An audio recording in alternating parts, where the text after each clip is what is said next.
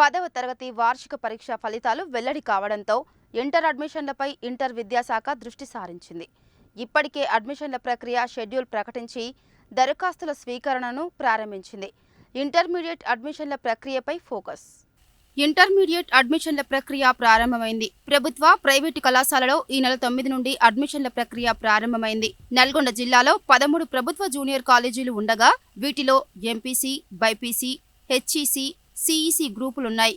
అన్ని కాలేజీల్లోనూ 4 గ్రూపులలోనూ English, Telugu medium అందుబాటులో ఉండడం గ్రామీణ పేద విద్యార్థులకు మేలు చేస్తోంది. విశాలమైన తరగతి గదులు, అవసరమైన ఫ్యాకల్టీ, ల్యాబ్లు సైతం ప్రభుత్వ కాలేజీలలో అందుబాటులో ఉన్నాయి.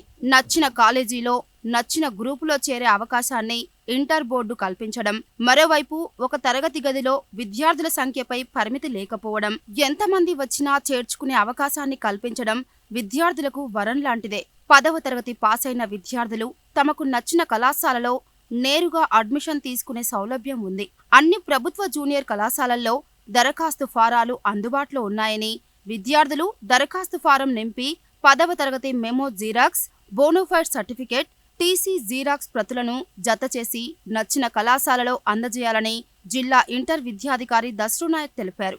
అడ్మిషన్ల సంఖ్యపై పరిమితి లేదని, ఎంతమంది విద్యార్థులు వచ్చినా ప్రభుత్వ కళాశాలలో చేర్చుకుంటామని చెప్పారు. ఈ అవకాశాన్ని విద్యార్థులు సద్వినియోగం చేసుకోవాలని కోరారు. జిల్లాలో అడ్మిషన్స్ ప్రక్రియ 9/5/2024 నుండి ప్రారంభం అవుతా ఉన్నది. ప్రభుత్వ కళాశాలతో పాటు ప్రైవేట్ కళాశాల, అదేవిధంగా ప్రభుత్వ రంగ కళాశాలలో కూడా అడ్మిషన్స్ జాయిన్ కావచ్చు. విద్యార్థులు ముఖ్యంగా ఎస్ఎస్సి పాస్ అయిన విద్యార్థులు నేరుగా తమకు నచ్చిన కళాశాలలో అడ్మిషన్ తీసుకోవడానికి ఆల్రెడీ గవర్నమెంట్ నోటిఫికేషన్ విడుదల చేయడం జరిగింది. కాబట్టి తమ గ్రూపులు తమ నచ్చిన కళాశాలలో జాయిన్ కావాల్సిందిగా మీ ద్వారా కోరుతున్నాను. అదేవిధంగా ముఖ్యంగా జిల్లాలో ప్రభుత్వ కళాశాలలు 13 ఉన్నాయి కాబట్టి అన్ని కళాశాలలో గవర్నమెంట్ లెక్చరర్లు, రెగ్యులర్ లెక్చరర్లు ఉన్నారు. కాబట్టి ముఖ్యంగా గవర్నమెంట్ కళాశాలలో విద్యార్థులు ఎక్కువ మంది జాయిన్ అయితే లాభదాయకంగా ఉంటుంది.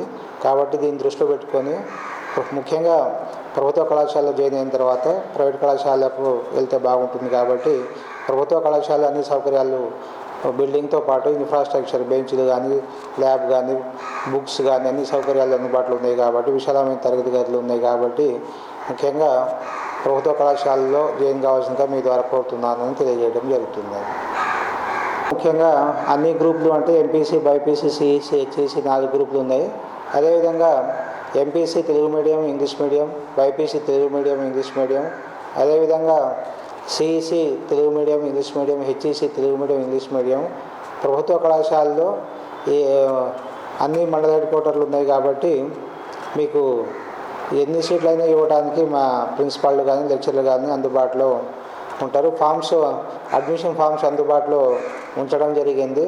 ప్రజెంట్ అప్లికేషన్ తీసుకొని ఎస్ఎస్సి మేము జిరాక్స్తో పాటు బోనాఫైడ్ ఇచ్చి టీసీ జిరాక్స్తో పాటు జాయిన్ కావాల్సిందిగా కోరుతున్నాను. ఎంపీసీ బైపీసీ ఎంతమంది అయినా మనం జాయిన్ కావడం ప్రభుత్వ కళాశాల నియమ నిబంధన అనేది లేదు. ఎంతమంది వచ్చినా జాయిన్ చేసుకుంటారు. కాబట్టి మనకు పెద్ద మొత్తంలో కళాశాలకు రావాల్సిందిగా కోరుతున్నాను.